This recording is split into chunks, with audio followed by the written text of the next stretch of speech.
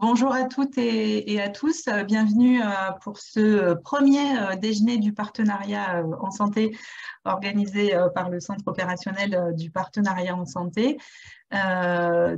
Effectivement, sur ces thématiques que vous voyez là effectivement à l'écran, qui sont de développer des parcours de soins ou des dispositifs de formation en s'appuyant sur une démarche de partenariat en santé.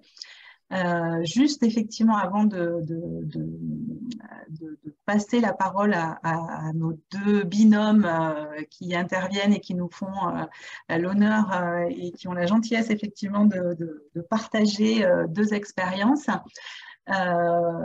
Juste une petite précision sur le format de ces déjeuners qui sont en fait des espaces pour partager ou découvrir des expériences concrètes, échanger, questionner, élaborer autour du partenariat en santé. Bref, on vous fait effectivement la proposition d'avoir une bulle pendant ce temps de déjeuner pour nourrir effectivement sa réflexion sur le partenariat professionnel de la santé, patients et usagers.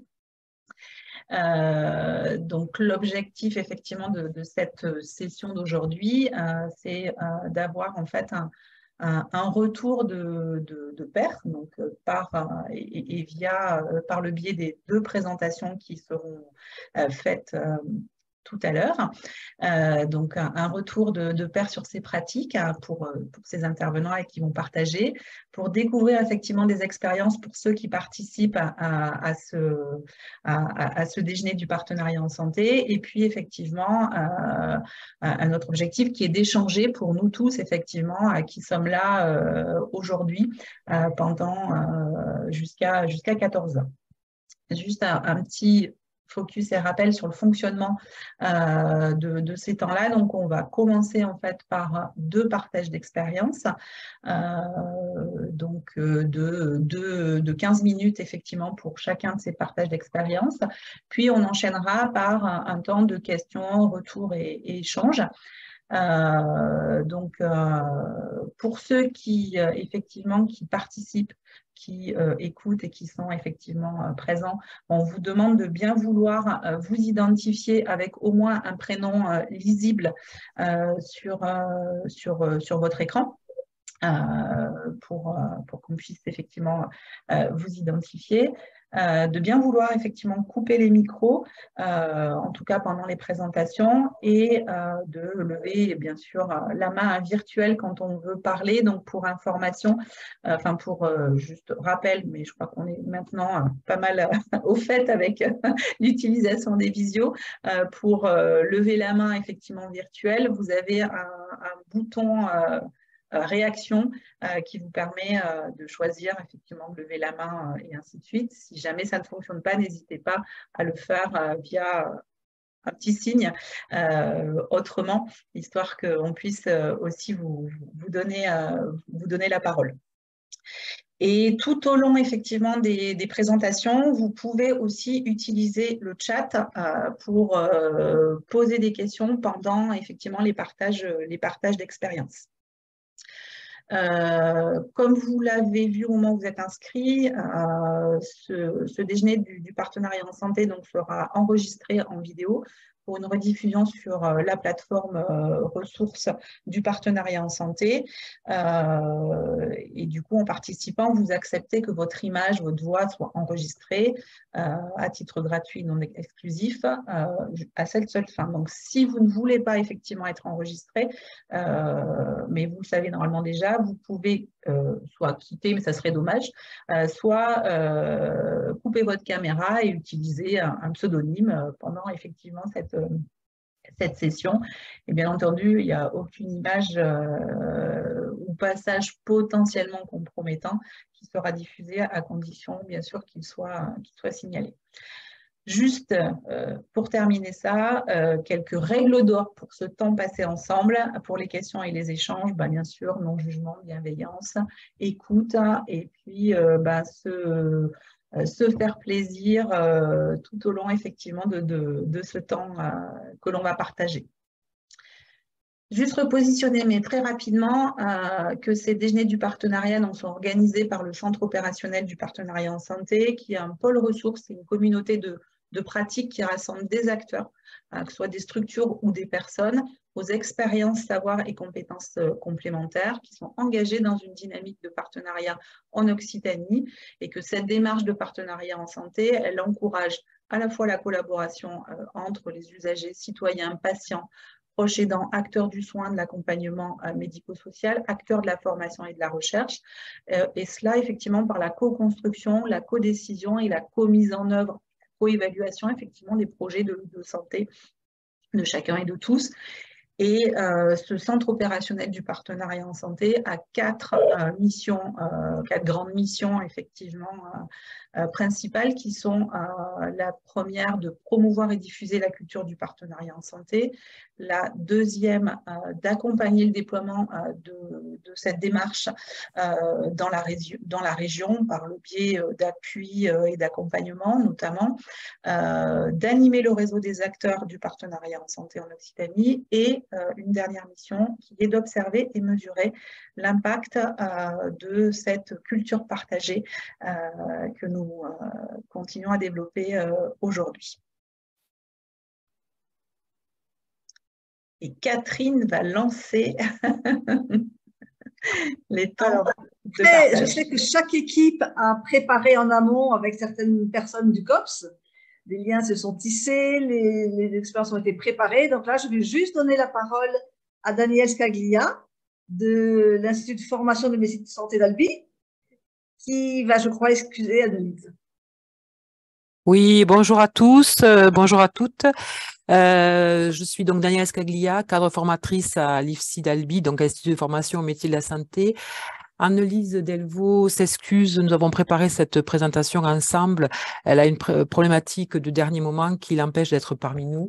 Elle est père aidant, elle a un DU de père aidant en santé mentale, et nous avons travaillé sur ce retour d'expérience dans le cadre d'un partenariat que nous avons monté avec plusieurs patients partenaires sur la création d'ateliers de simulation haute fidélité à partir de la simulation humaine avec des patients simulés, patients standardisés. Donc, ce projet, notre structure rapidement. Donc, nous sommes un institut de formation au métier de la santé qui est rattaché à deux établissements qui sont le Centre hospitalier d'Albi et la Fondation du Bon Sauveur.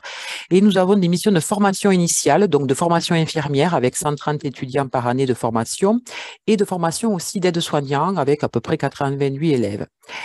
Notre projet a concerné une promotion d'étudiants de deuxième année dans le cadre d'une unité d'enseignement qui travaille particulièrement sur la compétence 6, qui est tout ce qui est la relation, la communication.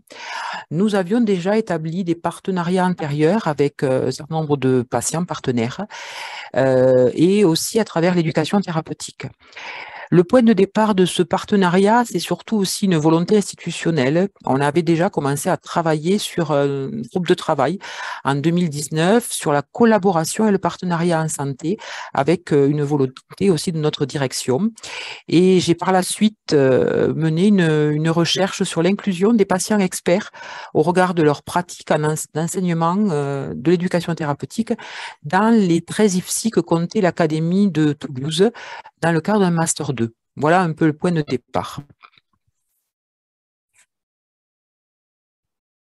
Et puis un peu ce projet s'est accéléré par rapport avec la journée régionale de partenariat en santé, où le 30 mars, nous avons pu prendre quelques contacts et nous avons rencontré Madame Muller, qui est ma directrice, et moi-même, Annie Pagnon, qui nous a proposé de venir présenter lors du 5 juillet 2022 le centre opérationnel du partenariat en santé pour à travers ça développer un partenariat, mais aussi voir un petit peu les missions et l'accompagnement que le COPS pouvait faire. Donc, par la suite, très rapidement, je lui ai présenté un avant-projet.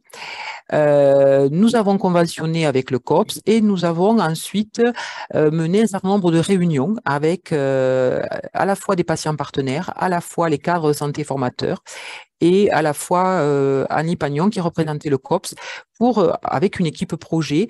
Et nous avons finalement fait 5 grandes réunions sur 2 mois et demi qui nous ont permis à la fois de construire de nous connaître premièrement, de poser comment nous allions nous organiser, de définir les scénarios, de nous entraîner, de les tester, de le mettre en œuvre, tout ça en co-animation et ensuite de clôturer ça par un bilan avec la construction aussi de l'outil d'évaluation et outil d'évaluation pour les étudiants et pour les patients partenaires et cadres de santé formateurs, avec bien sûr du travail intersession important des patients partenaires, voilà.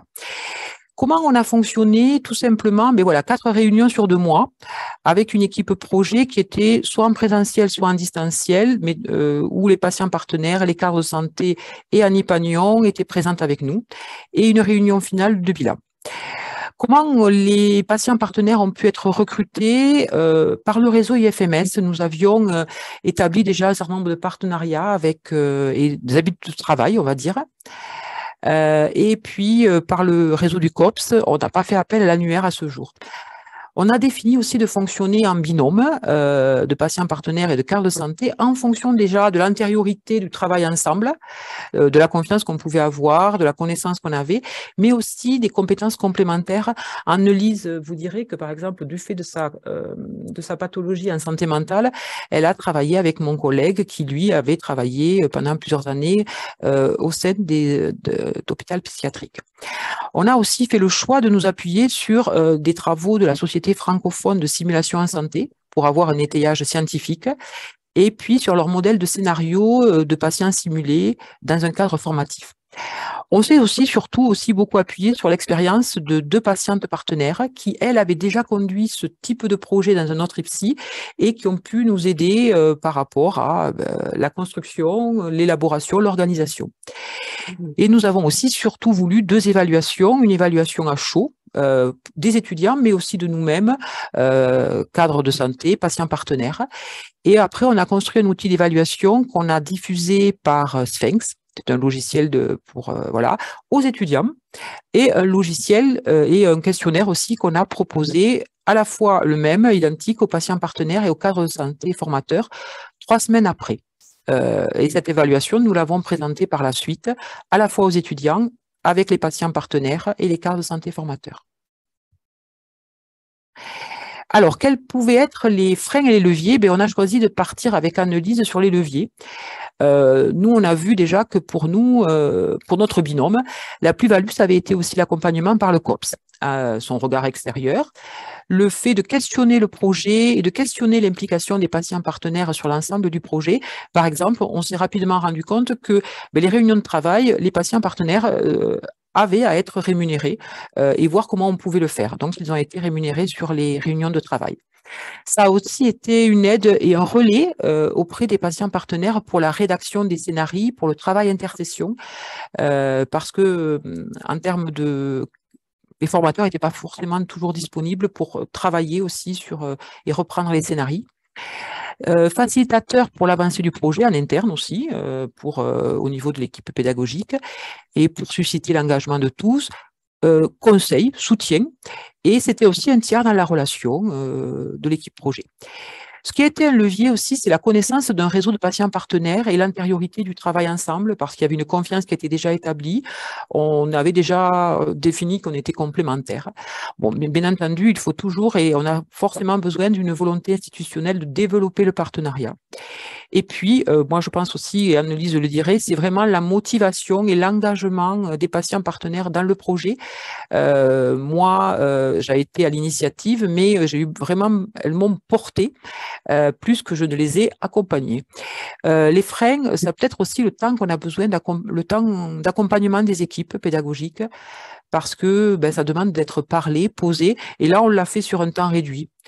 Avec Anne-Lise, on a vu aussi que les freins, ça pouvait être la peur des étudiants de mal faire.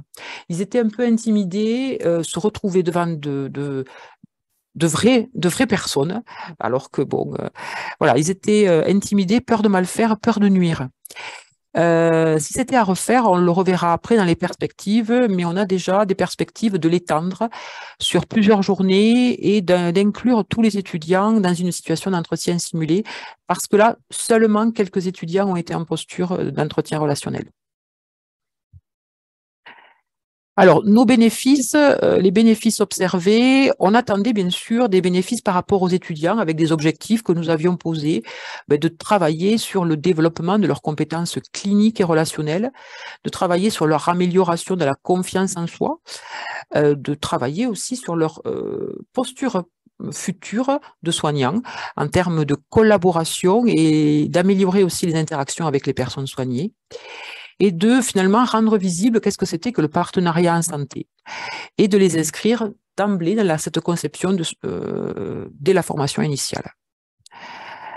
Donc en fait, ces objectifs observés au niveau des bénéfices inattendus, en fait, du côté des étudiants, c'est ce qu'on a observé, on l'attendait, c'est ce qu'on a vu, on va dire version plus. Dans les bénéfices inattendus, ce qu'on disait avec Annelise, c'est que ça a beaucoup fait bouger aussi les représentations que pouvaient avoir les cadres de santé formateurs. Parce que il n'y a pas eu de choix. C'était les formateurs présents sur l'année qui ont été désignés, entre guillemets, volontaires. Le retour, ça a été aussi d'être monté en compétence en soins relationnels. Et je suis montée en compétence grâce à ce partenariat. Ça, c'est des propos de collègues. Ça nous a aussi un bénéfice inattendu, mais on s'en doutait un peu, mais c'était quand même aussi de belles rencontres, un enrichissement mutuel. Et puis, on a vu que vraiment ce binôme patient-partenaire-formateur était complémentaire, à la fois à travers savoir académique et savoir expérientiel, et que dans nos retours de questionnaires, c'était publicité à 100%, autant du côté des patients partenaires que des cadres de santé formateurs. Alors, voilà quelques propos, quelques nuages de mots qui sont extraits des questionnaires. Et on voit que pour les patients partenaires et les cadres de santé formateurs, il y a des mots-clés comme expérience, le fait d'être complémentaire, partenariat, groupe de travail, apprentissage, enrichissement, des mots forts. Et puis, dans le nuage de mots où on retrouve le retour des étudiants, on voit ce mot patient et on voit aussi le mot partenaire. On voit enrichissement, on voit échange, on voit de suite, ils ont beaucoup accordé de temps aussi d'importance au débriefing que nous avons pu faire. Donc, vraiment une plus-value avec de cette mise en œuvre. Et puis, dans les perspectives, dans l'envie d'aller plus loin, en fait, c'est le retour des étudiants qu'on vous présente là. Pour les étudiants, est-ce qu'on devrait multiplier ces ateliers de simulation en face à face avec des patients simulés? Pour 67%, ils ont dit oui. Et 33% ont dit non, mais 33%, c'est plutôt des freins par rapport à la peur d'être face au groupe, et par rapport à la simulation et par rapport voilà. Mais dans ceux qui ont dit oui, je vous ai mis avec Annelise, on a choisi les propos. L'échange réel avec les patients partenaires est un excellent exercice de mise en situation, autant sur le plan émotionnel que sur le plan professionnel. Ça permet d'avoir un aperçu de comment on réagirait avec un patient et peut-être nous aider à réadapter notre façon de faire. J'ai trouvé ce terme de se réadapter intéressant. Cela renforce nos capacités relationnelles à tous, même si on a peur de participer. Cela semble essentiel pour tous les étudiants et non pas un petit nombre. Donc, dans les perspectives, c'est vraiment de le développer et de l'étendre à l'ensemble des étudiants, de l'étendre sur plusieurs journées et de le faire progressivement. Voilà, parce que nous avions 5 patients partenaires qui avaient à la fois des maladies chroniques plutôt en lien avec des cancers, des suites d'AVC, et des patientes partenaires qui avaient aussi des maladies chroniques dans le champ de la santé mentale. Donc, qui a mené différents regards sur cette notion-là. Voilà, écoutez, j'espère que ça vous a intéressé. Je serai après tout à fait prête à échanger avec vous et essayer de faire représenter au mieux Annelise par rapport à vos questions. Merci à vous. Merci Daniel d'avoir été dans le temps complètement imparti. Pour chacun, comme on l'avait vu dans le chat, pensez à préparer des questions. Il n'y a aucune mauvaise question. Questions, réactions, tout ce qui ça passe par votre tête. On sera très content de pouvoir le partager après. Et voilà, donc une seconde pour peut-être mettre vos premières questions. Parce que, comme on l'a dit, la deuxième présentation arrive tout de suite. Et là, elle est présentée par notre duo de Dorothée Méric et Thérèse Borin, à qui je donne la parole. Bonjour à tous. Je te laisse te présenter. Ah oui, peut-être. Bonjour, je suis Thérèse Borin, la responsable de l'antenne CED1+, Toulouse-Occitanie. Je suis patient formateur et je suis aussi patient expert, voilà. Et CED veut dire syndrome d'Ehlers dans l'os non vasculaire. Bonjour, donc moi je suis Dorothée Méric, je coordonne l'activité des associations à la direction de la qualité du CHU Toulouse. Ma mission consiste en fait à faire du lien entre les associations de patients notamment et les services de soins dans la globalité. Donc, c'est vraiment arriver à faire une certaine collaboration. Je ne parlerai peut-être pas, voilà, le partenariat, c'est un aboutissement de longue haleine, mais vraiment déjà une collaboration, un rapprochement, une mise en relation, voilà, entre des usagers, notamment par le biais des associations de patients. Voilà. Et donc, dans ce cadre-là, on va vous présenter un projet qui a démarré, on va dire, il y a déjà 2-3 ans. Et dans le cadre de mes missions, en fait, Thérèse Borin est venue me voir pour justement nous solliciter pour les aider à déployer ce projet. Donc voilà, très bien. Donc le point de départ, peut-être je te laisse. Le point de départ, c'est qu'on avait pour projet avant le Covid d'aller dans les services pour créer un réseau de médecins qui pourraient s'occuper de nous parce que le syndrome d'Ehlers-Danlos, c'est une maladie multisystémique qui touche 80% du corps humain.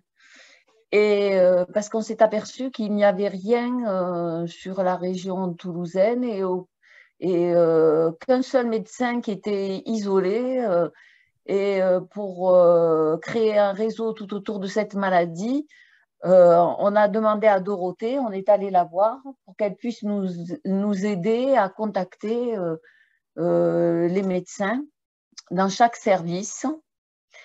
Et comme il y a eu le Covid après, ben, nous les avons rencontrés en visio, les uns après les autres. Je dirais qu'un seul service, mais il me reçoit le 13 mars. Voilà, c'est déjà pas mal, 3 ans après, mais c'est nécessaire d'être patient pour obtenir, pour aboutir. Voilà. Donc peut-être pour revenir là pour suivre un peu le diaporama, donc c'est vrai que nous au CHU, ça fait longtemps, enfin, moi je suis sur la mission depuis 2018. Et voilà, il y a une volonté aussi forte de l'hôpital de créer du lien. Et donc, du coup, bon, j'étais donc sollicitée en effet par l'association et on a essayé, comme le montre la méthode là, de solliciter un par un les services et pour voir en fait qui pouvait prendre en charge des patients de maladies rares et notamment dont du CED.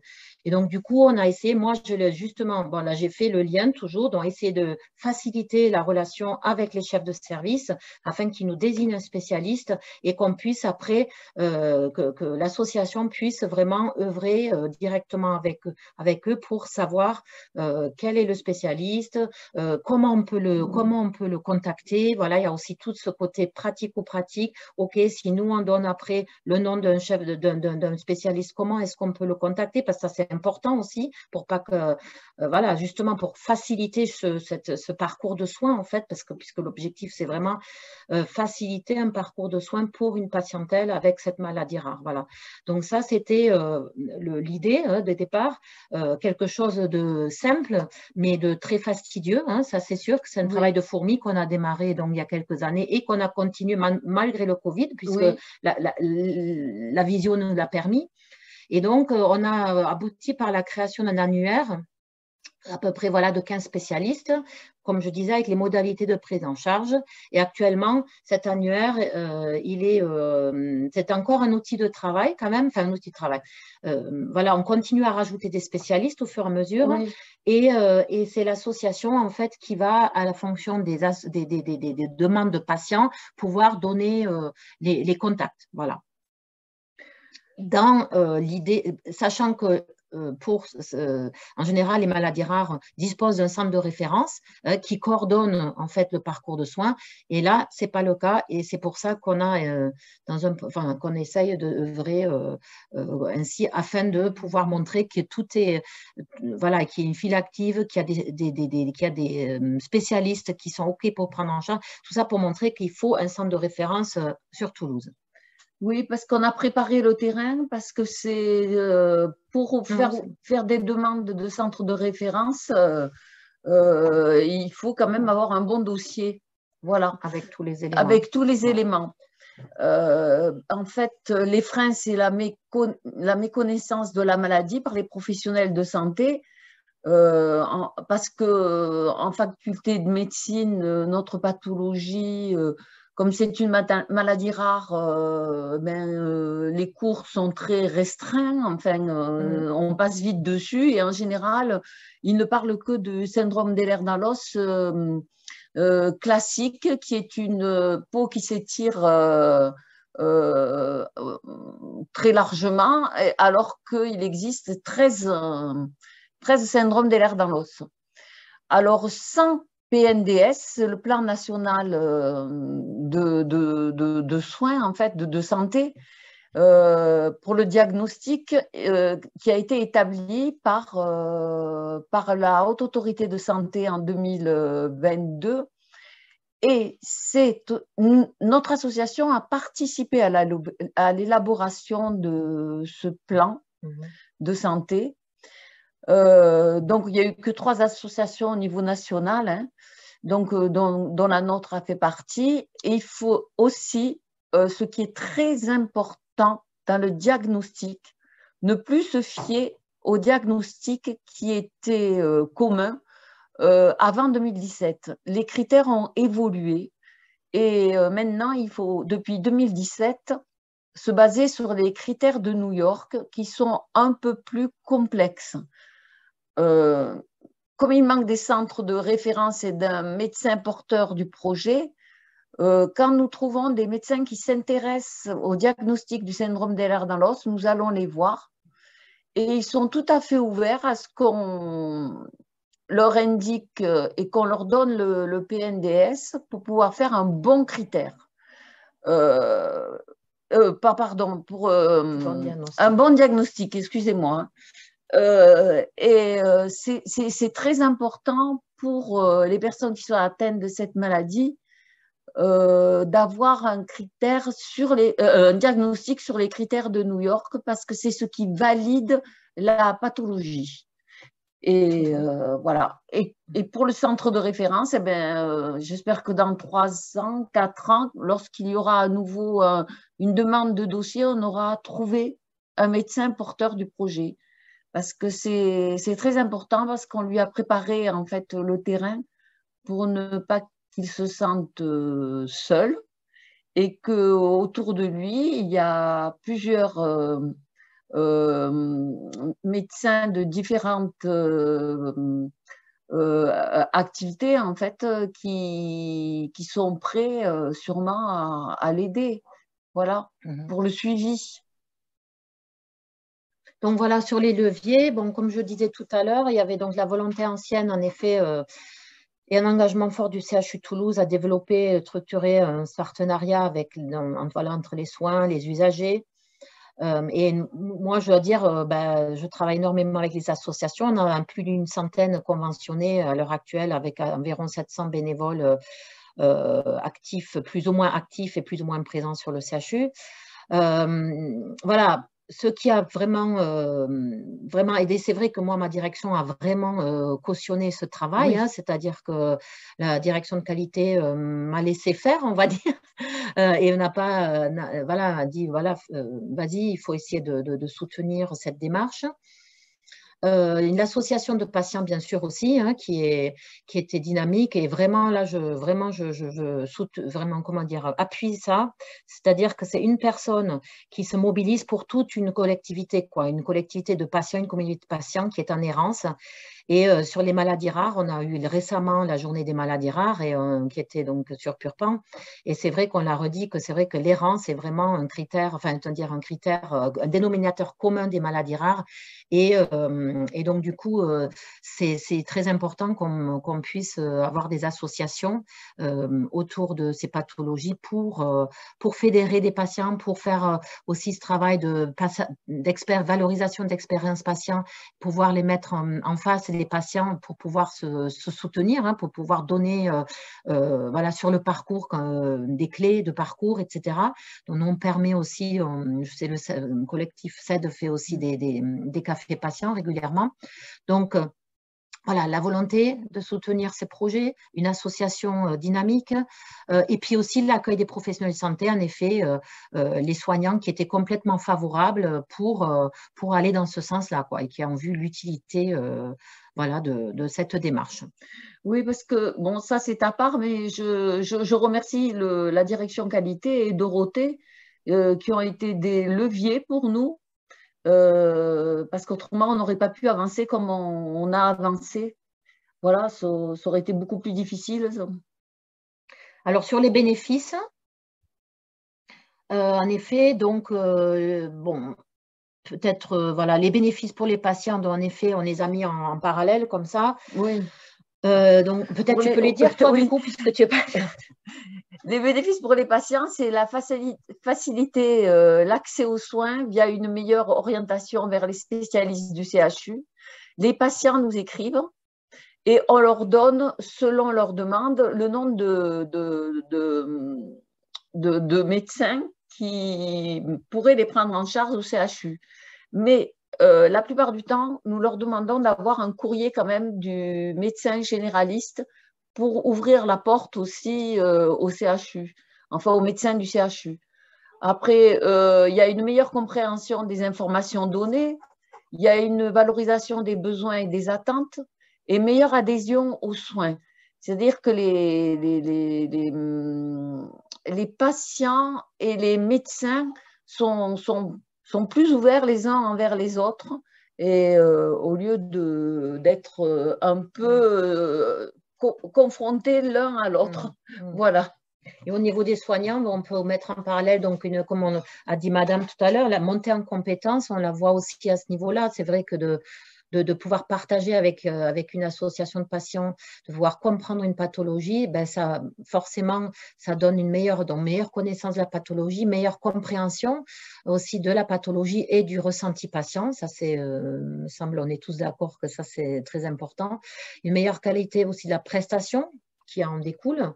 Et du coup, aussi, les soignants se sentent, je pense, valorisés du fait de pouvoir apporter une meilleure prestation, du fait d'être plus en empathie, plus en compréhension et de pouvoir comprendre les besoins des patients avec cette maladie rare. Voilà. Et peut-être tu peux parler des bénéfices alors, inattendus. Les bénéfices inattendus, c'est la collaboration des patients de l'association avec les écoles de santé. On intervient à l'école d'ergo. Au mois de juin, c'est nouveau, l'école de kiné, l'école de podologie. On a un thésard en odontologie qui nous a demandé d'intervenir et des étudiants en médecine dans le cadre de leur thèse. On a organisé des conférences sur cette pathologie qui ont attiré un grand nombre de médicaux et paramédicaux lors de la dernière conférence en juin 2022, en fait. Et on a maintenant aussi une jeune future psychologue qui nous a contactés. On a une jeune podologue. Donc, le syndrome d'Ehlers-Danlos est en train d'être connu et reconnu dans les écoles puisqu'on nous contacte pour faire des thèses ou des mémoires. Et ça nous ben, ça nous fait plaisir, Ça vous conforte. ça nous conforte parce que ça veut dire que les personnes du médical et paramédical ont envie de mieux nous connaître. Puis après, pour l'envie d'aller plus loin. Alors, oui, la perspective pour nous qui nous tient vraiment à cœur, c'est la création d'un centre de référence adulte au CHU, puisqu'il y a un centre de compétences existant aujourd'hui à Toulouse pour la pédiatrie. Et cette pathologie montre le besoin de créer un centre de compétences, voire référence adulte, pour pouvoir assurer la transition du jeune vers l'adulte. Parce qu'on a des patients qui sortent du centre de compétences pédiatriques et qui viennent nous voir parce qu'ils sont esselés, et comme en a témoigné Marjorie lors du 28, la journée des maladies rares. Et les actions qui en découlent, c'est bon, la création d'un annuaire de spécialistes du CHU, des créations d'outils avec des services de spécialité à destination des patients avec CED, par le service obstétrique de l'hôpital Paul de Viguier, vie de femme avec un CED non vasculaire. C'est une création d'outils à destination des sages-femmes prenant en charge des patients CED non vasculaires. Pour le moment, nous n'avons terminé et le CHU a validé notre travail en commun pour les patientes, pour les rassurer par rapport à leur future grossesse. Et bon, ça va sortir. Oui. Donc je peux compléter si tu veux. Peux compléter. En effet, donc ça c'est vraiment un aboutissement concret d'une co-construction vraiment concrète, hein, d'un outil qui va servir et pas qu'au CHU. Donc c'est Madame Laure Conan qui est obstétricienne qui s'est mis en lien avec cette équipe de bénévoles pour travailler ensemble sur un outil qui s'appelle donc Vie de femme et grossesse et qui va être maintenant qui est complètement intégré dans la gestion, dans les documents CHU avec un numéro, etc. On peut le commander. Enfin, les cadres et les médecins peuvent le commander. Et ensuite, il pourra être diffusé à d'autres maternités aussi. Donc, c'est un travail qui a été initié ici, mais qui va pouvoir être diffusé pour qu'il serve un maximum de personnes. Voilà. Donc ça, c'est vrai qu'après, un autre document qui n'a pas abouti encore, puisque c'est un guide de bonnes pratiques pour les sages-femmes aussi, qui, dans les salles d'accouchement, etc., destiné voilà, à comment prendre en charge un accouchement d'une femme avec un CED. Donc, c'est aussi des choses particulières qui sont co-construites avec l'association et qui sont en cours d'élaboration. En tout cas, celui-ci, c'est le petit bébé du CED oui.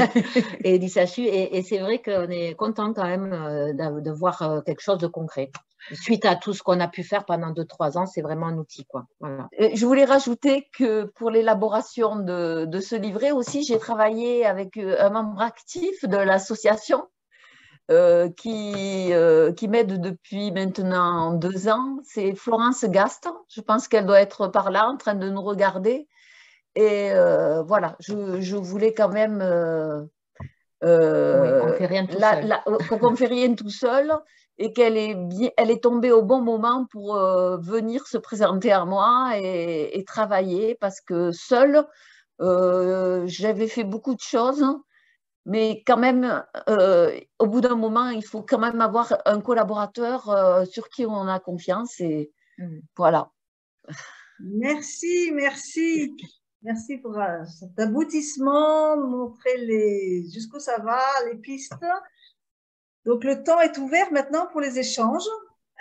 Comme vous avez pu déjà commencer à poser quelques questions, je voudrais relayer tous ceux qui ont eu envie de remercier et de féliciter, parce que oui, vous avez pu nous partager des belles expériences.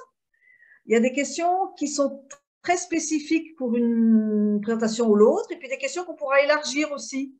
Hein, le choix d'avoir mis 2 expériences, c'est aussi de se dire qu'on est un peu confronté à des questions communes. Je prends l'exemple de la rémunération éventuelle des patients, mais il y en a d'autres. On voit dans les leviers qu'il y a des choses qu'on peut rapprocher, qu'il y a des choses dans les difficultés aussi à surmonter.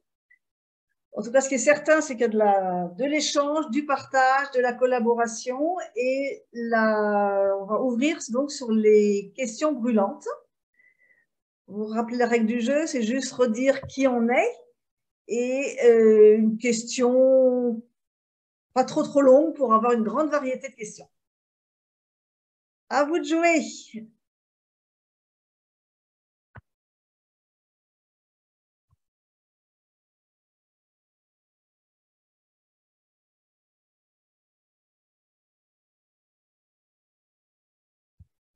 Peut-être effectivement pour lancer, on peut peut-être reprendre, puisque c'était les premières questions qui étaient dans le chat. Je pense que tout le monde peut effectivement les voir. De mémoire peut-être dans l'ordre, parce que ça permettra de lancer la discussion pour les uns et les autres. Il y avait une question autour de comment intégrer l'IFMS d'Albi en tant que patient formateur. Donc Daniel et Annelise par procuration pour en répondre certainement à ça. Il y a effectivement cette question de demander la précision pour la rémunération proposée aux patients partenaires dans votre IFMS. Le lien est effectivement évident. Peut-être, effectivement, Daniel, je vous propose de peut-être répondre à au moins ces deux questions dans un premier temps, permettre à chacun de nourrir la construction d'autres questions à venir. Alors, par rapport au recrutement ou par rapport à intégrer, ce que on a échangé tout à l'heure, c'est vrai que je vais nous recenser au niveau de l'annuaire du COPS, l'IFMS d'Albi, avec les coordonnées de l'IFMS et mes coordonnées professionnelles pour pouvoir se contacter. Et voilà, c'est vrai que nous sommes ouverts à faire de nouvelles rencontres et à intégrer de nouvelles personnes dans notre groupe de travail parce que il y a toute une continuité du projet et si on veut augmenter le nombre de situations de simulation d'entretien relationnel, bien sûr, il faudra d'autres personnes pour se joindre à nous. Pour ce qui est de la rémunération, en fait, si vous voulez, au niveau de notre institut de formation, nous avons des rémunérations en fonction à la fois des unités d'enseignement donc, et en fonction des compétences, je dirais, des uns. Dans le cadre de l'unité d'enseignement qu'on a fait, les intervenants, quel que soit leur niveau de formation, sont tous payés au même niveau et sont tous rémunérés au même niveau. C'est-à-dire que nous avons proposé aux patients partenaires déjà, premièrement, de nous dire s'ils souhaitaient être rémunérés ou pas. Mais ça, c'est proposé aussi à tous nos intervenants. Quand ils viennent faire une intervention, ils sont libres de choisir d'être rémunérés ou pas. Et après, le taux de rémunération est le même pour les professionnels, qu'ils soient infirmiers, voilà. Donc, c'est autour de 24 € de l'heure, à peu près, parce que je n'ai pas tout à fait le tarif, voilà. Et nous l'avons inscrit à la fois pour les ateliers simulés, mais à la fois pour les temps de réunion de travail, pour que ce soit, parce que nous étions sur notre temps de travail, mais c'était aussi du travail, voilà. Mais on n'a pas poussé jusqu'à peut-être aussi chiffrer le temps que ça avait demandé en intercession et de le valoriser. On a vu qu'on avait des axes d'amélioration par rapport à ça et même par rapport au défraiement, parce que nous avons des patients partenaires qui ne sont pas originaires du département du Tarn, qui sont à distance. Donc, ça induit des frais en termes d'hôtel, de restauration. Donc, il faut qu'on réfléchisse aussi à ça. Donc, on avait aussi, il faut qu'on budgète un petit peu, qu'on fasse un devis auprès de notre administration pour faire valider pour l'avenir. Voilà ce que je peux répondre. Après, je ne sais pas si ça correspond un petit peu à la question posée. Merci beaucoup, Daniel. Est-ce que peut-être la question de la rémunération des patients, est-ce que c'est posé ou pas dans la contribution à Toulouse sur le travail qui a été fait en commun? C'est juste préciser si ça n'est pas d'objet de rémunération. Pas ce travail-là. Par contre, peut-être Thérèse pourra parler, pareil, elle est patient partenaire et, dans le PAF, dans tout ce qui est patient et dans le formateur. Mais nous, en ce qui nous concerne sur ce projet-là de fourmis, on va dire comme ça, qu'on a fait, là, ça ne s'est pas posé. Là, ça s'est pas posé en fait. Là, c'est vrai que c'était un travail. Comment dire, enfin, je ne sais pas, tu vas peut-être le dire, toi, surtout comment tu l'as senti, tu as fait partie de ton travail au sein Mon travail, ça a été du bénévolat, hein, que du bénévolat. Il n'y a pas eu de rémunération, il n'y a rien eu, en fait. C'est travailler, en fait, pour avoir un objectif d'obtenir de meilleurs soins. Mais il n'y a pas eu de... Disons que là, comment ça s'est présenté, dans le cas, nous, on fait des conventions avec des associations. Oui. Et de bénévolat, ça c'est la base. Sinon, si une personne ne veut pas, ils ne sont pas obligés hein, de faire du bénévolat. Mais c'est voilà, c'est la demande qui se trouve à ce niveau-là. Et pour cette démarche-là, ça rentrait complètement dans ce qu'on avait aussi établi dans le cadre de la convention de bénévolat. Aller à présence sur site, le fait de faire éventuellement des permanences, de faire des cafés patients, de faire du lien avec les services. Donc, ça rentre, nous, dans une convention. Je crois que ce n'est pas tout à fait la même. On ne se situe pas du tout au même endroit que dans l'école d'infirmière, on va dire. Par contre, Thérèse, en tant que PAF, elle est rémunérée, par contre.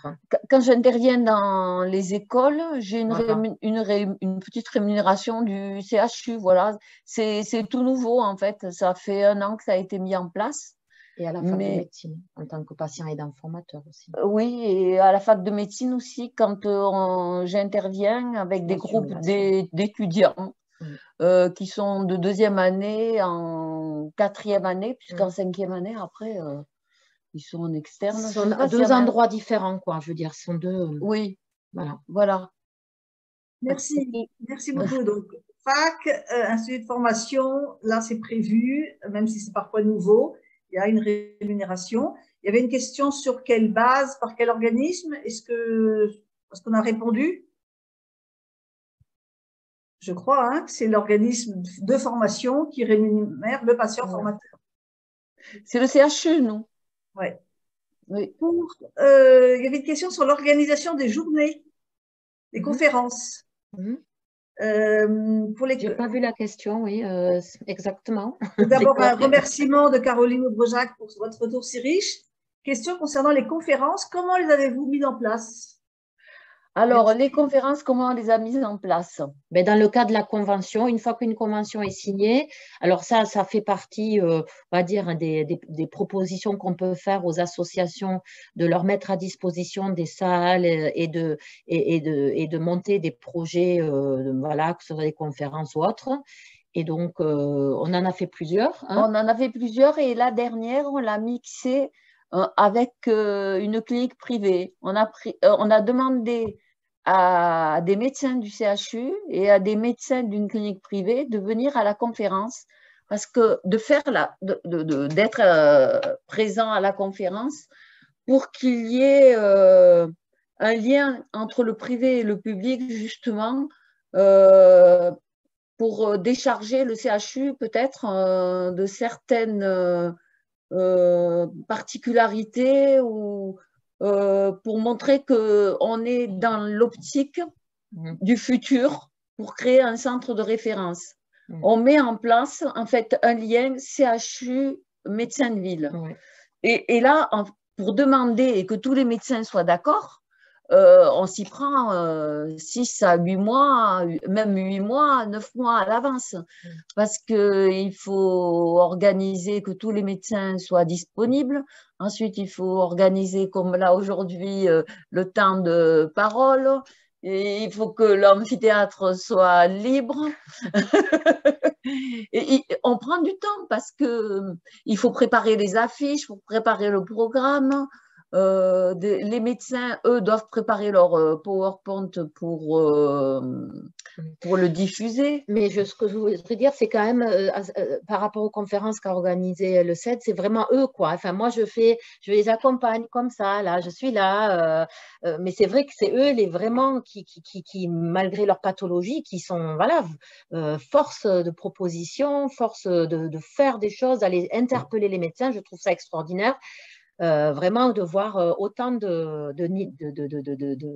dire, de dynamisme et de ténacité, quoi. Voilà. Et en fait, on est tenace parce qu'on a vécu des années et des années d'errance médicale.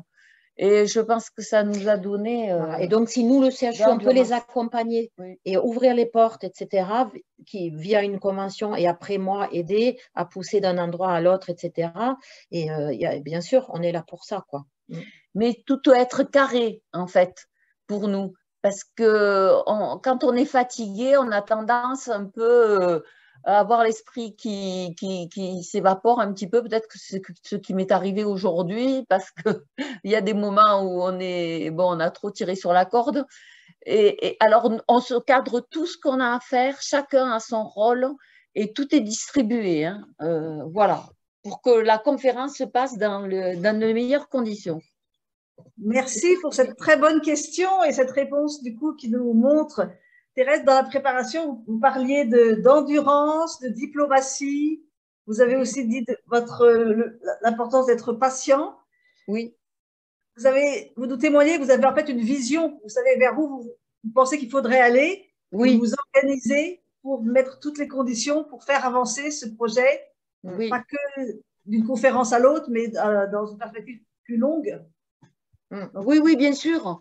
On a une vision de ce qu'on doit faire. Bien sûr, on a un objectif. On n'organise pas des conférences pour organiser des conférences. Nous, on construit. On est là pour construire quelque chose. Merci. Je vois une main levée. Véronique Gagny.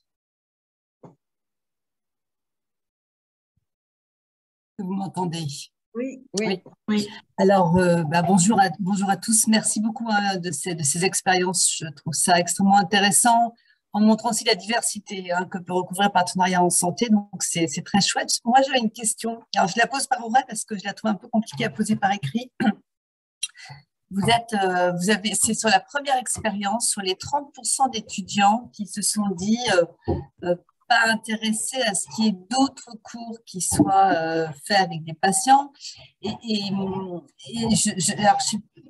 ne suis pas sûre que ce soit simplement de la peur et je me demandais si vous aviez l'intention de creuser, si vous aviez quand même essayé de creuser un peu plus, parce que je pense que là, il y a probablement des enseignements pour essayer de faire bouger les lignes. Voilà, est-ce qu'il y a d'autres modalités qui freinent, qui font peur ou des désintérêts ou une non-compréhension de l'apport? Enfin, voilà, j'avais des interrogations sur ces 30% d'étudiants. Alors, en fait, dans le diaporama, je vous ai tronqué la question. La question était, est-ce que vous pensez qu'il faudrait que tous les étudiants passent dans les entretiens relationnels avec un patient partenaire en situation simulée, c'est-à-dire on reproduit le même environnement qu'une consultation, qu'une chambre ou un bureau, etc., etc. Donc, on reproduit le même environnement, ils sont filmés et pendant ce temps, leurs collègues observent ce qui se passe et après, on débriefe dessus. Donc, en fait, dans les normes, c'est pas tellement, c'est vraiment ce qu'on retrouve dans les verbatim, c'est vraiment la peur d'être observé par les collègues. C'est le fait que les autres les voient et voient peut-être à des moments, on a eu des étudiants qui sont retrouvés mutiques dans la situation ou qui ont pu à des moments. Donc en fait, il y avait cette appréhension à la fois de mal faire, cette appréhension du regard de l'autre. Et le fait d'être filmé et que pendant ce temps, voilà. Donc il y avait pas mal de choses en lien avec ça. Donc on en a après échangé avec quand on a présenté les résultats aux étudiants. Et en fait, ils nous ont amené plein d'idées, dans le sens que on avait fait des petits groupes. On avait pris des groupes de 12 à 13 étudiants pour éviter d'avoir trop d'étudiants. Donc, en fait, ils ont dit, mais oui, mais ces groupes, ce serait bien que vous gardiez les mêmes groupes qu'on utilise dans les cadres des soins relationnels. Parce que les autres étudiants, on les connaît. On a commencé à instaurer un lien de confiance. On a moins peur d'être jugé et d'être évalué. Pourtant, on avait défini avec eux le cadre éthique du fonctionnement.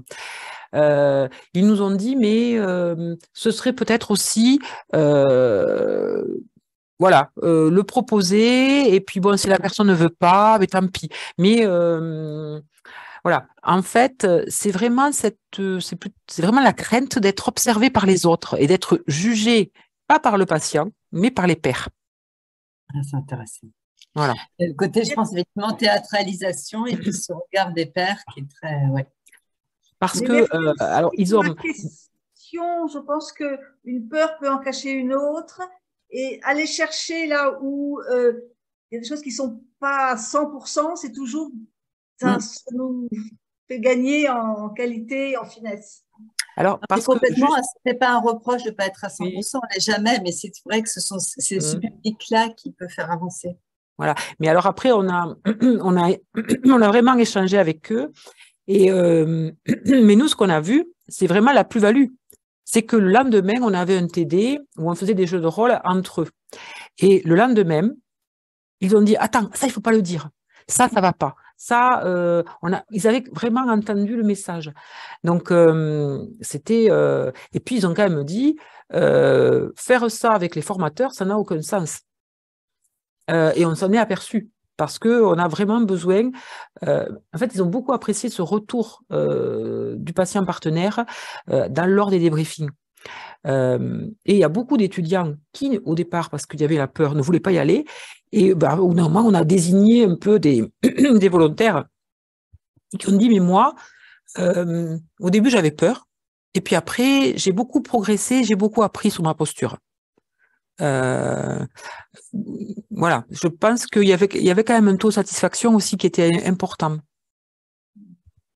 Voilà, ce que je peux dire un peu après. Merci. Merci. Nous dire que tout le monde apprend, c'est bien de le souligner. Les étudiants, bien sûr, puisque vous êtes là pour développer leurs apprentissages, mais les enseignants cadres, les formateurs, les patients qui développent aussi en assurance et qui consolidifient ses compétences. Je crois que vous nous le montrez bien. Dorothée ou Thérèse, vous levez la main. C'est Thérèse. Parce que comme je peux parler de mon expérience par rapport aux patients formateurs. C'est vrai que quand on demande, il y a des groupes de 12 étudiants qui arrivent, on demande à 2 étudiants, parce qu'en général, c'est 2 sessions. Il y en a toujours un qui va lever la main, et le deuxième, il a un petit peu peur. Bon, une fois qu'il est passé, le premier, ils se rendent compte que c'est fait dans la bienveillance, que ce n'est pas des critiques agressives et que c'est des critiques constructives. Et moi, je trouve que c'est une chance pour ces étudiants d'être mis en situation, en fait, avec un patient qui a un rôle à tenir et de se retrouver en situation, en simulation. Une fois qu'ils sont passés, après, ils sont contents quand même parce que même les médecins qui sont avec nous, les patients partenaires, sont toujours bienveillants. Donc, ça met en confiance le second qui doit passer après. Mais c'est vrai que pour avoir quelqu'un pour lever le doigt, c'est un peu compliqué. Voilà, je voulais donner mon expérience. Merci beaucoup. Merci beaucoup. N'hésitez pas à témoigner de vos remarques complémentaires ou questionnantes. On peut faire des pas de côté aussi. On voit bien, il me semble que les 2 expériences nous ont montré l'importance de la volonté de direction, d'institutions qui s'engagent, d'aller voir ce qui se faisait un petit peu autour aussi, de se dire on démarre quelque chose, mais il y a d'autres expériences qui existent et on peut s'en nourrir, d'échanger, de se connaître, de se reconnaître, de prendre ce temps de la complicité. Alors, on parle souvent de partenariat à 2, mais moi, je vois beaucoup de trinômes entre les professionnels, la direction et les patients d'un côté, et l'autre, les étudiants, les cadres et les patients. Donc, c'est... Hop, je vois une main qui se lève. Alors, Fabienne. Vas-y, finis. Hein, je poserai après. C'était pour... parce qu'il n'y avait personne. J'étais sensible aussi à la notion d'entraînement à chaque fois. C'est jamais, tout ça, ça se passe dans la durée. Il y a des étapes et on progresse à chaque fois. Vous avez tous joué le jeu de l'évaluation, de voir si c'était à refaire, comment on s'y prendrait. Et vous nous transmettez quelques pistes. Donc vraiment, merci pour ces pistes pour toute notre communauté. Là, on va probablement chacun gagner un petit peu de temps en disant en fait à tel endroit il s'était bien dit que on pourrait faire comme ça. Prendre compte de la notion du temps me paraît vraiment intéressant. Alors, je trouve que vous avez bien témoigné aussi de l'ouverture du temps, que rien n'est figé, que les choses évoluent et on travaille avec le temps comme allié. Merci. Fabienne. Oui, bonjour à toutes et tous. Désolée, ma caméra ne fonctionne pas. C'est pas que je ne veux pas me montrer. Merci pour tous vos partages d'expérience. Moi, il y a une question que j'avais envie de creuser, puisque plusieurs d'entre vous ont travaillé en simulation. Je voudrais savoir qu'est-ce qui a conduit à choisir de collaborer avec des patients partenaires dans la simulation, à la fois donc ils ont co-construit les scénarios, ils ont joué le rôle des patients partenaires et ils ont participé au débriefing, donc du coup en tant qu'acteurs, avec le ressenti de ce qu'ils avaient vécu de la scène. Alors déjà, je peux dire bravo aux patients formateurs qui ont fait tout ça, parce que c'est compliqué à la fois de jouer, de débriefer. Et je sais que dans certaines facs, la fac de médecine de Toulouse, les patients formateurs sont dans le débriefing avec une grille d'évaluation spécifique. À Montpellier, il me semble que ce sont des patients simulés, donc que dans le rôle, ce que ailleurs il est fait par des acteurs, mais là ce sont des patients qui jouent leur propre rôle de patients simulés.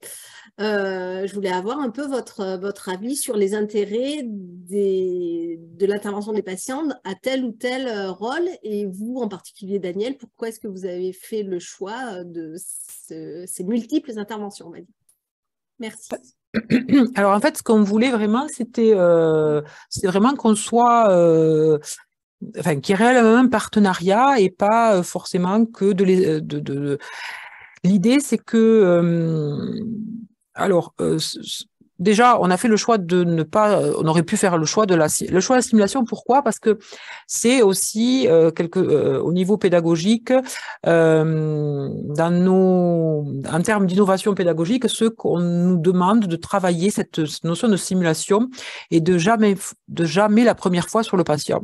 Bon, voilà, même si on sait que de la relation, nos étudiants en ont déjà eu et des interactions avec des patients. Donc, la simulation nous permettait d'avoir un outil qui était finalement facile à utiliser et donc on était équipé de 2 salles de simulation. Donc déjà, on avait l'équipement avec les caméras. On avait quelques collègues un petit peu formés. Donc, voilà. Donc, premièrement, pourquoi? Deuxièmement, le fait de travailler ensemble aux différentes étapes, ça nous semblait primordial. Et puis, dans le débriefing, le patient partenaire exprime son ressenti, mais participe à part égale avec le formateur au débriefing sur les retours aux étudiants. Alors, c'est vrai que c'est dense pour les personnes partenaires, parce qu'il y a à la fois le jeu de rôle, mais il y a aussi le débriefing, donc c'est assez lourd, c'est vrai. Mais ce qu'on avait essayé de faire aussi, c'est qu'il y ait des temps entre guillemets, entre les 2 scénarios ou les 2 jeux de rôle, il y ait 45 minutes à peu près de temps de pause. Pour pouvoir, voilà, par rapport à la fatigabilité et tout ça. Donc, je ne sais pas si j'ai répondu complètement à votre question, mais... Ici, sur le choix, et du coup, par rapport aux expériences des autres, par exemple, toi, Thérèse, à Toulouse, tu interviens dans le débriefing, mais sans avoir toi-même joué, parce que ce sont des acteurs qui jouent le rôle. Qu'est-ce que tu vois comme intérêt à le faire ce sont les acteurs qui jouent le rôle des patients. Voilà. C'est vrai qu'on est plusieurs patients à avoir demandé à jouer le rôle du patient, mais là, le choix s'est porté sur des acteurs. Et du coup, l'intérêt, elle te demandait quel est l'intérêt du coup que tu as eu vers cette mission, c'est ça? C'est ça, la question, c'est l'intérêt que j'ai eu. Est-ce que toi, du coup, tu vois, pour de pouvoir témoigner de la portée de pouvoir débriefer, alors... pour le coup, pour avoir fait les 2 à la fois, simuler et débriefing, je trouve que c'est plus simple de le faire en débriefing en ayant observé que de le faire en débriefing en ayant soi-même joué et qu'on ne voit pas forcément les mêmes choses du coup. Et, oui. Alors moi, j'en veux toujours plus, mais je me dis ça serait cool d'avoir à la fois les patients simulés, les patients observateurs. En fait, quand on a posé la question par rapport aux patients qui seraient en simulé, c'est qu'on nous a répondu que il y aurait trop d'impact pour nous dans notre vie. Donc, c'est pour nous protéger, en fait, qu'ils ont décidé ça. Et après, quand il y a le débriefing, je trouve que c'est très intéressant parce que il y a les médecins et il y a nous, en tant que patients, même si on n'a pas joué le rôle, on a un ressenti de patient par rapport à ce qui s'est passé. Et on peut s'exprimer et la parole nous est donnée sur ce qu'on a vu aussi dans le déroulement de l'action. Et c'est intéressant aussi, hein, il y a pas de souci. Parce qu'on ne pourrait pas en même temps faire le rôle et après débriefer. Il faudrait 2 personnes différentes. Donc, dans le débriefing, oui, c'est intéressant de voir, oui. Donc, il y a des questions sur la préparation des patients formateurs. Là, il y a des échanges sur le débriefing avec une confirmation que sur Montpellier, il y a aussi le débriefing. Et Muriel Séven a levé la main. Je pense qu'on va lui donner la parole. Oui, j'allume ma caméra, ça sera plus sympathique pour vous aussi. Excusez-moi, je vous suis depuis le début, mais bon, j'étais en repas familial, donc je ne pouvais pas intervenir plus tôt. Je voulais vous apporter un peu mon témoignage en tant que patiente partenaire qui…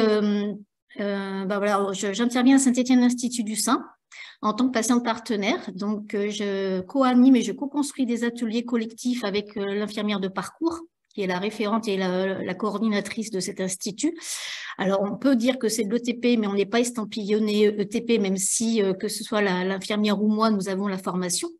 Et puis, nous intervenons auprès de l'IFSI, qui est l'Institut de formation en soins infirmiers sur Montbrison, donc dans la Loire. Ça a été une demande de la cadre auprès de Sophie, qui est l'infirmière de parcours. Et elle a répondu oui, je viendrai faire un cours à condition que je sois accompagnée de ma patiente partenaire.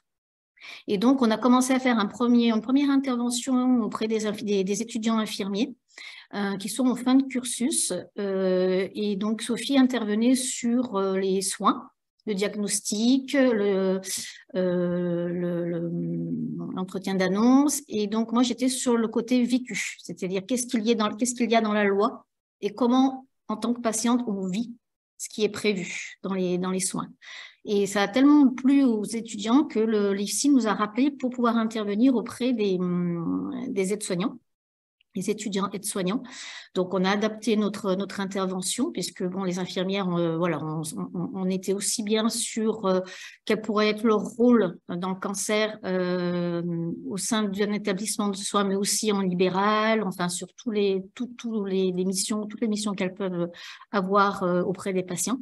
Donc là, aide-soignant, on a adapté un petit peu notre discours et de nouveau, on nous a rappelé en nous disant vraiment que voilà, notre intervention en duo, en binôme, avec deux regards croisés, ça plaisait beaucoup aux étudiants.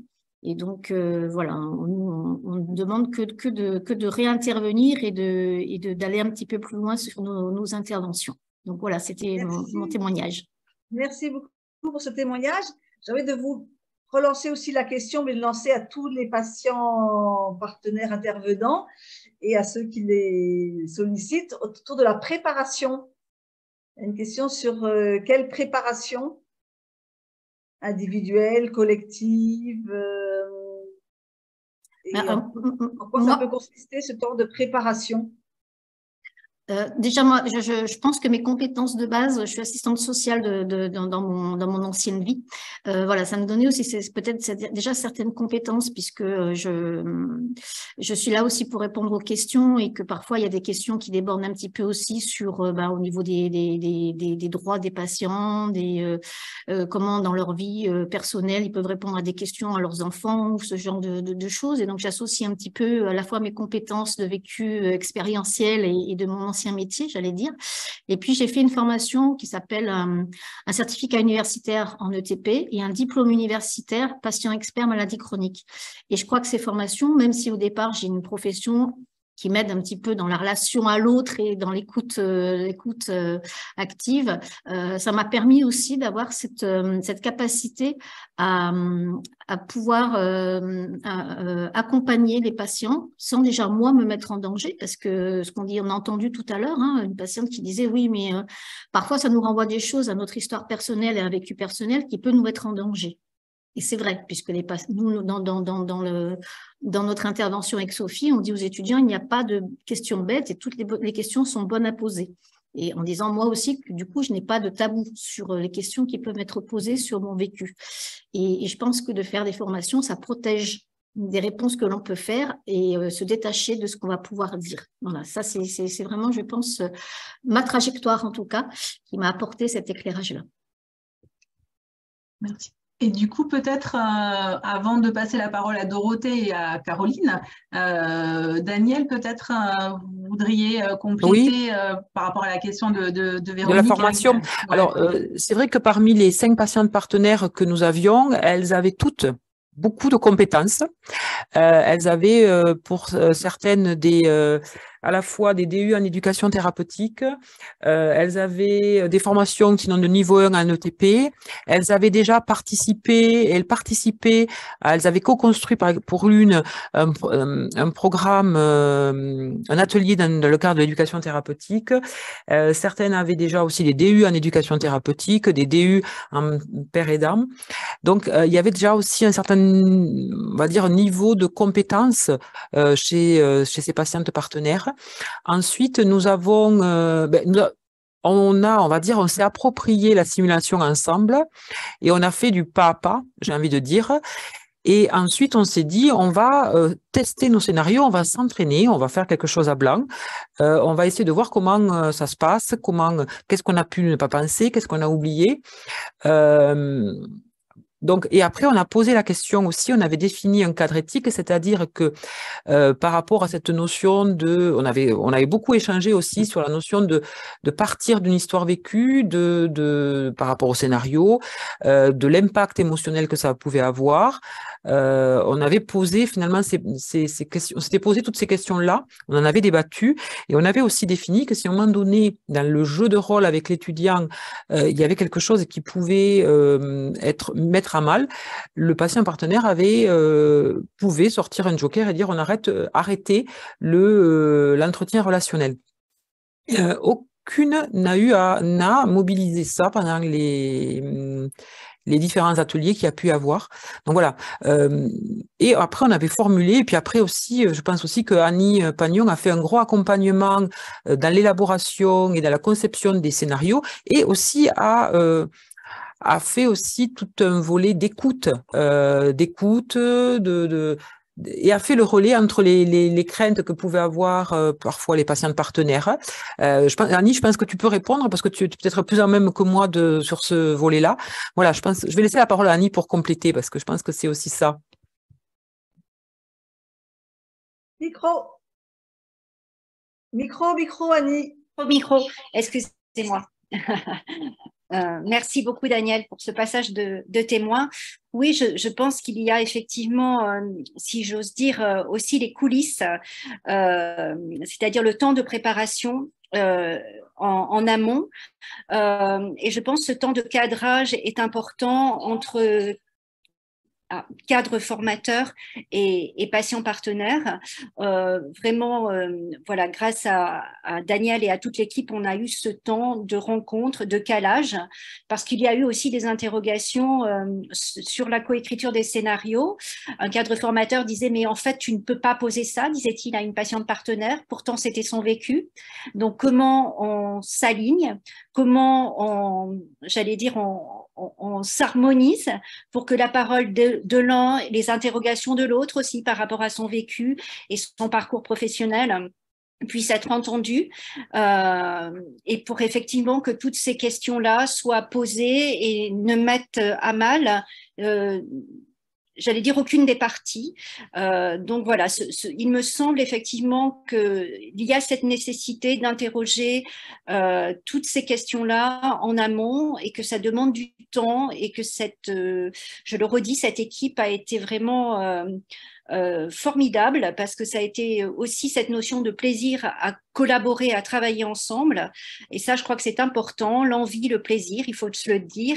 Et je voulais aussi dire que c'est très important pour avoir vécu cette expérience que les directions d'établissement soient aussi, alors si pas à l'initiative, en tout cas garantes du bon fonctionnement d'un projet. Parce que on l'a entendu, je crois Daniel, que ça va s'inscrire, qu'il va y avoir une pérennité et que c'est ça aussi qui est important, que ça ne soit pas un one-shot, même si c'est formidable, mais que ces initiatives puissent s'inscrire dans la durée et rien ne se fera sans les directions d'établissement. Et ça, c'est quand même aussi un élément essentiel pour que voilà, les choses prennent de l'ampleur et continuent à vivre, pas seulement sur une expérience, mais continuent à vivre dans le temps. Merci de nous faire Donc, part voilà, des coulisses aussi, et de... à tous les membres de l'équipe et à une direction qui a vraiment porté aussi ce projet de cette manière-là. Merci. Le temps avance. Je crois que je donne la parole à Caroline, qui est depuis un petit moment. Et dans quelques minutes, on donnera le mot de la fin aux deux intervenantes, enfin, trois du coup. À Caroline, si c'est une question plutôt brève. Oui, non, c'était juste pour répondre par rapport à ce que vous disiez tout à l'heure, la question finalement de notre parcours pour en être arrivé là. Voilà, moi, au même titre que Muriel, je voulais juste partager moi mon parcours qui est pareil au niveau professionnel où j'ai suivi une formation de coach professionnel avec une certification et donc au même titre que Muriel, finalement, pendant toute cette formation, j'ai appris à avoir cette posture, finalement, de pouvoir prendre de la distance par rapport au patient et son vécu et au niveau émotionnel aussi, pour éviter de revivre des choses ou choses comme ça. Donc ça, je pense que c'est important. Et après, tout ce qu'on peut mettre en place au niveau de l'accompagnement que j'utilise moi dans mon métier tous les jours, au niveau de l'accompagnement, ça va être l'écoute active et la communication et toutes ces choses-là. Donc, voilà. Merci. C'est un simple partage. Sortir de l'étiquette patient pour dire que vous êtes tous avec de multiples compétences qui sont mobilisées dans ce rôle-là. Dorothée ou Thérèse, c'était une question ou on amorce sur le mot de la fin? C'était juste pour compléter ma formation. Je l'ai faite avec la faculté de médecine de Toulouse et ça a été une formation et je crois que oui, il y avait de la communication entre le patient et le patient formateur. Et voilà, c'était complet et ça a été fait aussi par sélection. Voilà, on est passé devant un jury avant de pouvoir intégrer la formation donnée par la faculté de médecine. Mais je vais donner la parole à Dorothée. Pour le mot de la fin. Voilà, l'idée là, c'est juste chacune le mot de la fin. S'il y avait quelque chose qui était essentiel que vous n'avez pas pu dire, de le dire maintenant. Si c'est pour ouvrir vers autre chose, n'hésitez pas. Voilà, un petit mot. Alors, pour le mot de la fin, je voulais m'exprimer au sujet de la collaboration. Remercier d'abord l'ACOPS, on dit, ou le COPS. Le COPS. Je crois que c'est masculin pour l'instant. Oui, le COPS, oui, parce que bon, en fait. Et je crois que la fatigue elle se fait ressentir là. Le COPS, on remercie le COPS de nous avoir invités et de nous avoir donné la parole.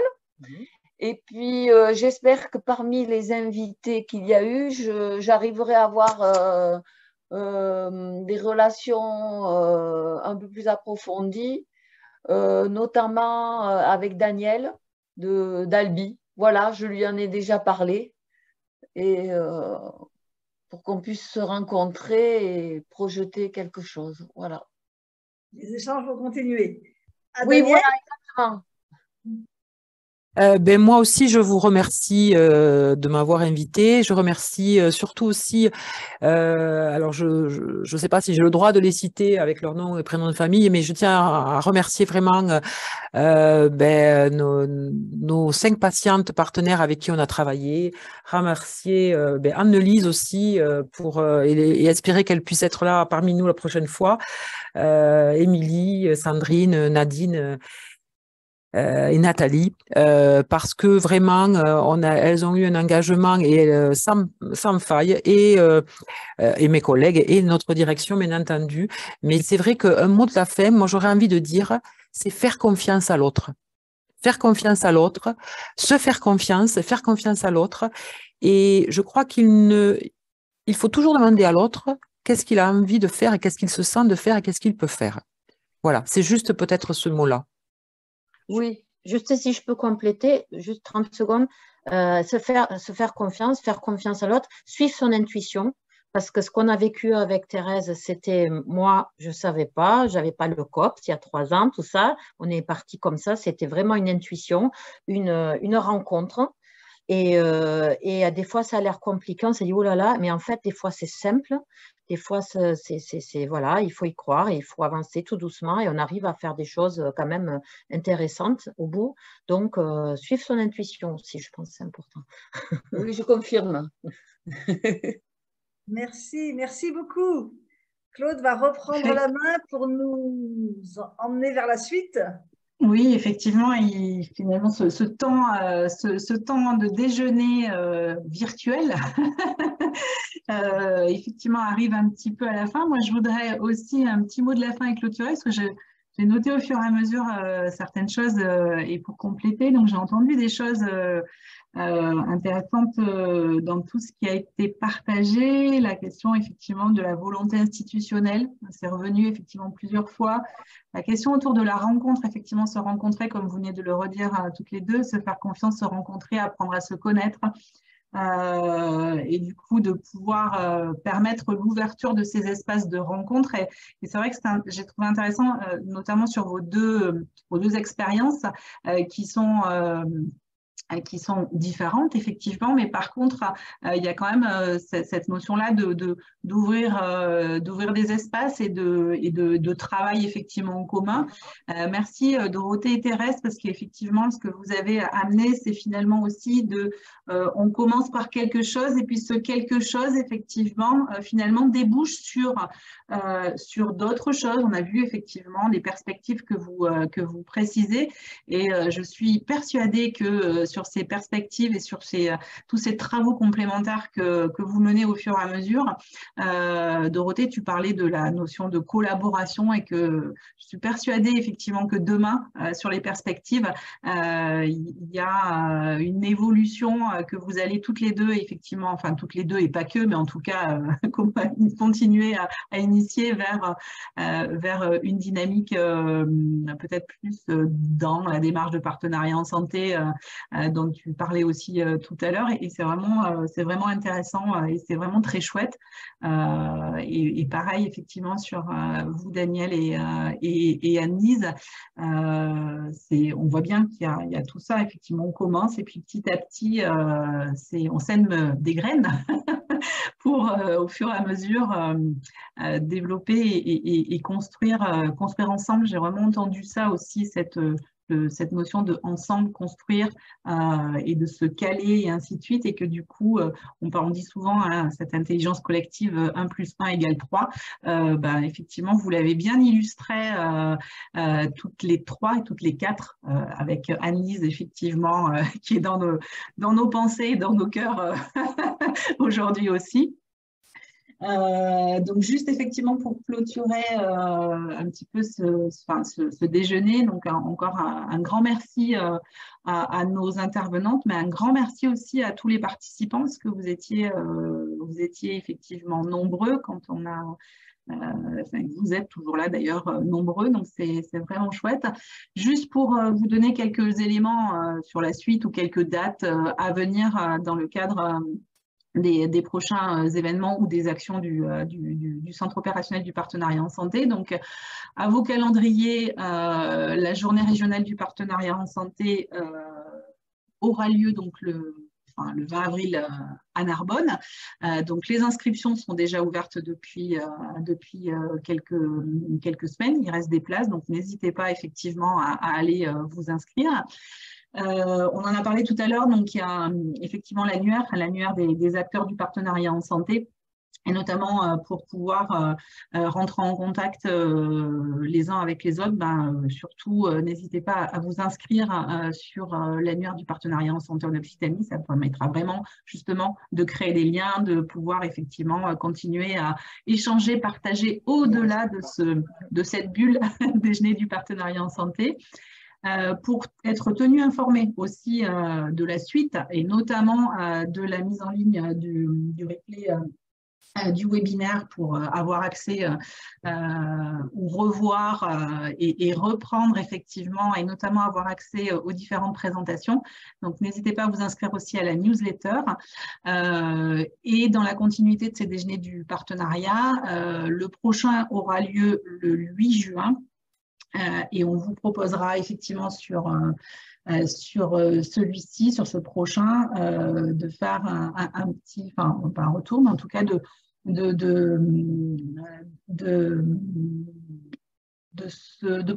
d'avoir l'opportunité effectivement de pouvoir avoir un retour et un focus sur une recherche-intervention qui a eu lieu effectivement, enfin qui se termine en Occitanie, sur justement accompagner le changement dans les soins, les établissements de santé, la formation des professionnels de la santé.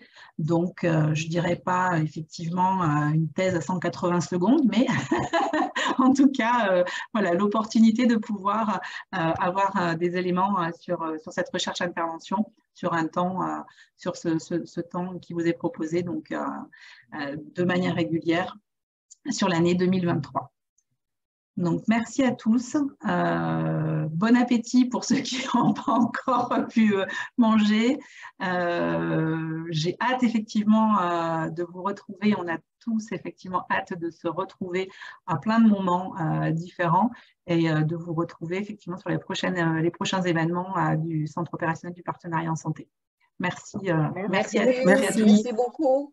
Merci beaucoup. Au revoir. Il y a une question de Muriel sur pardon. la condition pour s'inscrire dans l'annuaire, c'est d'habiter en Occitanie. Alors, c'est vrai qu'en Occitanie, on a la chance d'avoir une volonté politique, là, une ARS qui a inscrit dans son programme ce COPS et les ressources qu'on a à votre disposition. Je crois que ce qu'on s'était dit, sous réserve de ce que Fabienne va peut-être confirmer, qu'il faut intervenir en Occitanie, et qu'on fait parfois élargir un petit peu les frontières, mais on a quand même une vocation régionale, oui. Tout à fait, c'est pouvoir intervenir en Occitanie et le financement du COPS aujourd'hui est 100% ARS Occitanie. Mais voilà, maintenant que la structure est faite, si d'autres financements arrivent, ça pourra s'ouvrir à d'autres régions. Mais en tout cas, la condition pour s'inscrire, c'est de pouvoir intervenir en Occitanie, être acteur du partenariat côté patient et côté professionnel de santé pour se mettre en réseau, se mettre en lien avec tous les acteurs engagés dans la dynamique régionale. Ok. Très bien. Merci beaucoup. Merci pour cette bulle nourrissante. À bientôt. Merci à tous. Bonne journée. Au revoir. Au revoir.